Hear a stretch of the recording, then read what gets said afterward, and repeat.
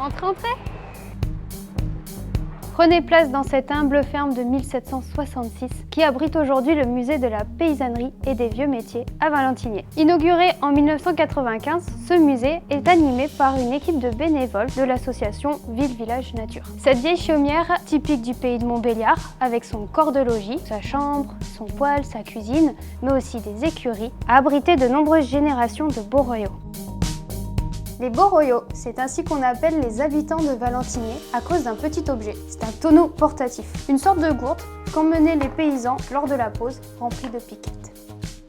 À travers une multitude d'objets, on peut redécouvrir ceux emblématiques du pays de Montbéliard, comme la verkelure, mais aussi le diri, du mobilier, mais surtout un nombre conséquent d'éléments sur le travail des ouvriers paysans. Plusieurs collections permettent de se plonger dans des métiers aujourd'hui oubliés, comme rémouleur ou tanneur, mais aussi dans la vie de grands hommes comme Louis Wilquet ou encore Étienne Oemichen.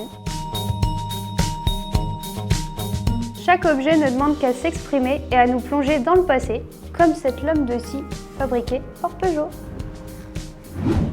Bienvenue au musée de l'aventure Peugeot. C'est ici qu'on peut découvrir toute l'histoire de la marque au Lyon. L'association de l'aventure Peugeot a été créée en 1982 par Pierre Peugeot, soit environ 100 ans après la première voiture d'Armand Peugeot. Le musée expose différentes collections afin de nous plonger dans plus de 200 ans d'histoire industrielle. Ça va de l'outillage, de l'électroménager à l'automobile.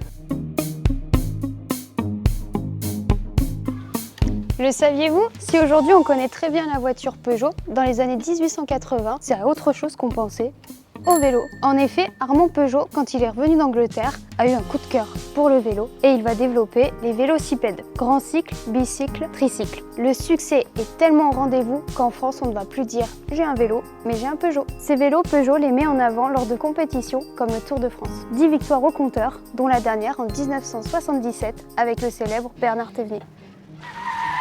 Côté voiture, en route pour les voitures, du grand écran comme celle de compétition.